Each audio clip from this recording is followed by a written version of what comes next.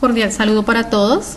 A continuación haremos una breve presentación de informe ejecutivo de contratación pública y privada. Este trabajo es presentado por Lady Joana Costa, Mayenire Camacho, Erika Yamile Rivas, Florestela González y quien les habla, Jenny Alexandra Beltrán Soto. Director del curso, José Pedro Zamudio Alarcón, Universidad Nacional, abierta y a distancia. Clasificación de los contratos. En primer término quisiera precisar la diferencia entre convenio y contrato. Convenio es todo acuerdo de voluntades para crear, transferir, modificar o extinguir derechos y obligaciones. En sentido estricto, el convenio se limitaría o se reduciría a los acuerdos de voluntades para modificar, extinguir derechos y obligaciones. Por su parte, el contrato es un acuerdo de voluntades que genera derechos y obligaciones relativos entre los contratantes. El contrato es un tipo de acto jurídico en el que intervienen dos o más personas. Está destinado a crear derechos y generar obligaciones. Para mayor comprensión del tema de los contratos, existen varias clasificaciones de los mismos. Una primera clasificación nos dice que existen los contratos bilaterales y unilaterales. Bilateral, cuando las partes se obligan recíprocamente, es decir, ambos tienen obligaciones. Unilateral, cuando una sola de las partes se obliga hacia otra sin que éste le quede obligada, como por ejemplo el contrato de donación. Quien realiza la donación tiene el compromiso o el deber legal de transferir gratuitamente a favor de otra persona determinados bienes. Por su parte, el donatario no tiene ninguna obligación legal con ese. Otra clasificación de los contratos sería los onerosos y gratuitos. Oneroso es un tipo de contrato en que ambas partes tienen obligaciones y ventajas económicas. Gratuito es aquel en el que el provecho es solamente de una de las partes, como por ejemplo comodato o donación. La persona o sujeto que recibe el nombre de comodatario o donatario es la única que se ve beneficiada económicamente al recibir determinada prestación, sin ella entregar por su parte algo que le beneficie al otro contratante. Otra clasificación de los contratos es la que se divide en aleatorios y conmutativos. Los aleatorios, cuando los provechos y los gravámenes dependen de una condición o término, de tal manera que no pueda determinarse la cuantía de las prestaciones en forma exacta, sino hasta que se realice la condición o término, como por ejemplo el contrato de compraventa de esperanza, como comprarle a un agricultor el producto de su cosecha. Sin embargo, ello queda a la espera, ya que la cosecha puede ser magnífica o puede ser muy pobre.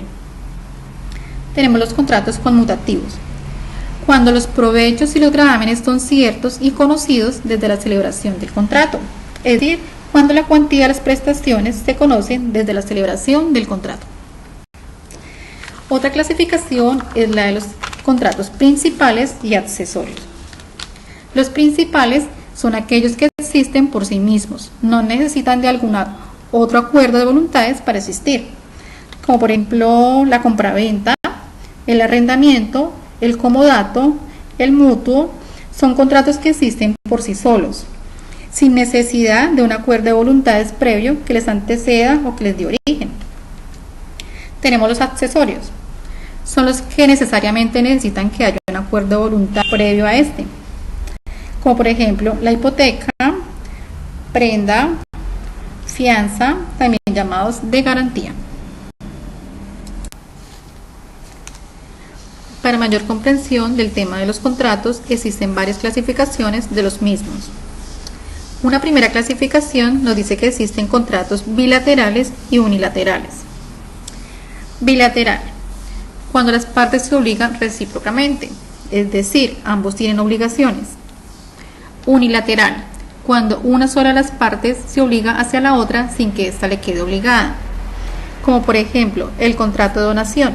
Quien realiza la donación tiene el compromiso o el deber legal de transferir gratuitamente a favor de otra persona determinados bienes. Por su parte, el donatario no tiene ninguna obligación legal con este. Otra clasificación de los contratos serían los onerosos y gratuitos. Los onerosos es un tipo de contrato en el que ambas partes tienen obligaciones y ventajas económicas. Los gratuitos es aquel en el que el provecho es solamente de una de las partes, como por ejemplo comodato o donación. La persona o sujeto que recibe el nombre de comodatario o donatario es la única que se ve beneficiada económicamente al recibir determinada prestación, sin ella entregar por su parte algo que le beneficie al otro contratante. Otra clasificación de los contratos es la que se divide en aleatorios y conmutativos. Los aleatorios, cuando los provechos y los gravámenes dependen de una condición o término, de tal manera que no puede determinarse la cuantía de las prestaciones en forma exacta, sino hasta que se realice la condición o término, como por ejemplo el contrato de compraventa de esperanza, como comprarle a un agricultor el producto de su cosecha. Sin embargo, ello queda a la espera, ya que la cosecha puede ser magnífica o puede ser muy pobre. Conmutativo, cuando los provechos y los gravámenes son ciertos y conocidos desde la celebración del contrato, es decir, cuando la cuantía de las prestaciones se conocen desde la celebración del contrato. Otra clasificación que encontramos son los principales y accesorios. Los principales son aquellos que existen por sí mismos, no necesitan de algún acto o acuerdo de voluntades para existir,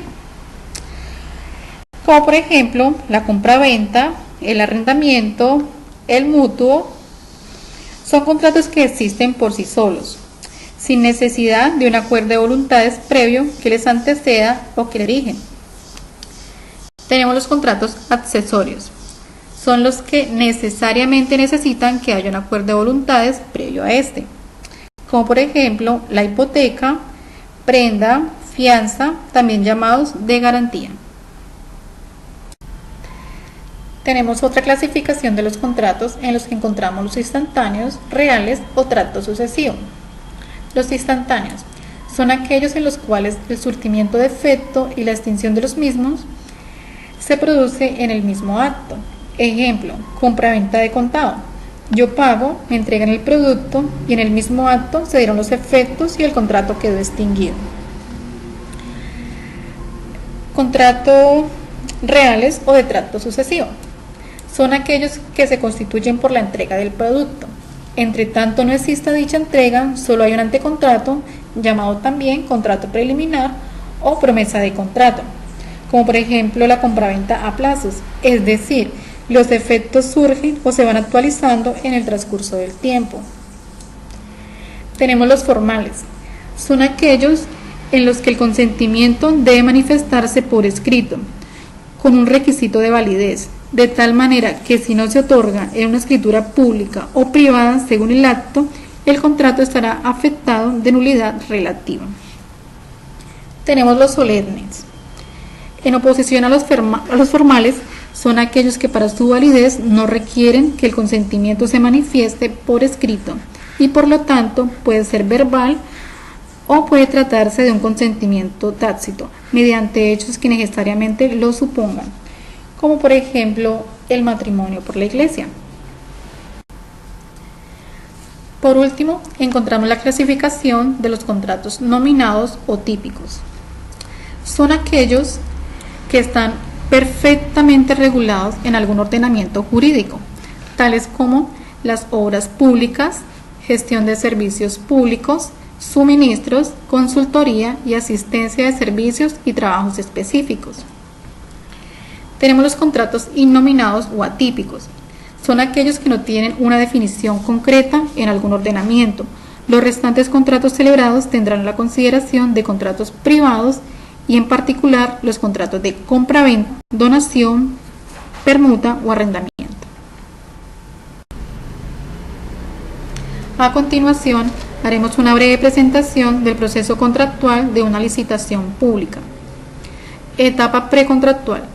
Corresponde la planeación del proceso contractual partiendo de la necesidad que plantea la administración, la cual debe ser cubierta mediante la contratación de un bien o un servicio. Esta necesidad debe estar correctamente identificada en cuanto a sus componentes técnicos y económicos. Para ello, una vez determinada la necesidad del bien o servicio, se hará en cada caso un análisis de riesgo análisis de precios, una justificación del valor estimado del contrato.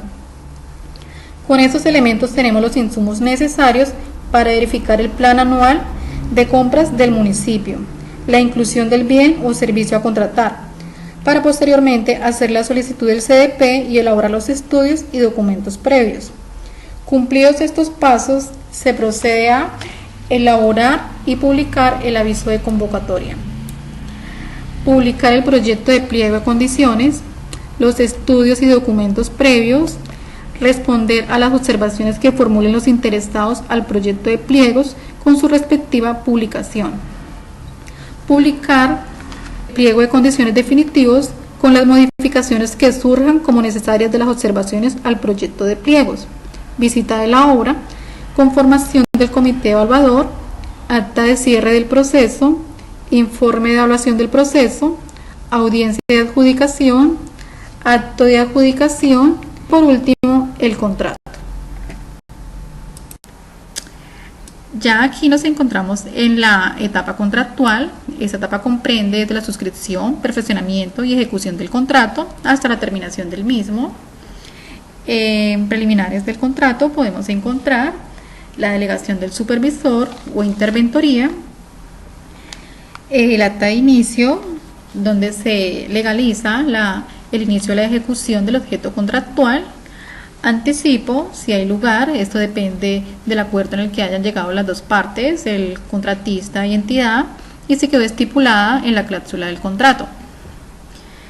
Situaciones o actos que se pueden presentar en la ejecución del contrato, ya sea cesión del contrato, imposiciones y sanciones, una terminación anticipada, adición de presupuesto al contrato, modificaciones, ampliaciones, prórrogas.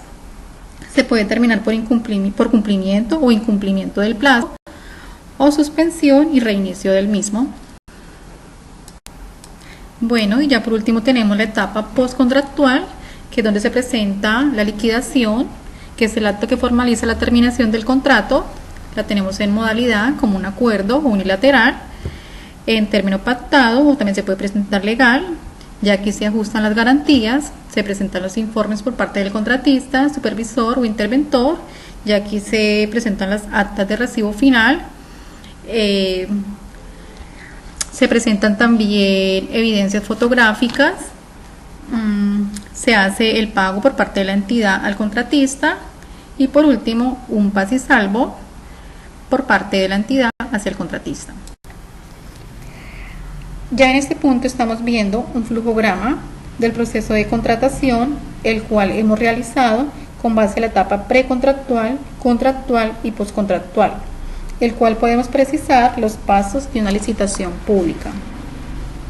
En el punto 1, 2 y 3, la entidad elabora los estudios y documentos previos como estudios y diseños, presupuesto, análisis de riesgo, solicitud y expedición del CDP, elaborar aviso de convocatoria.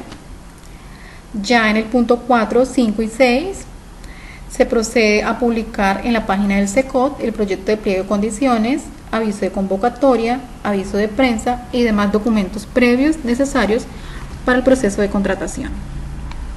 Ya en el punto 7 podemos observar que ya los interesados pueden presentar sus observaciones al proyecto de pliego de condiciones.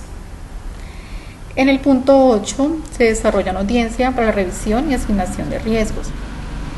En el punto 9, la entidad procede a responder y publicar la respuesta a las observaciones. En el punto 10 se da apertura al proceso de selección con un acto administrativo de apertura del proceso.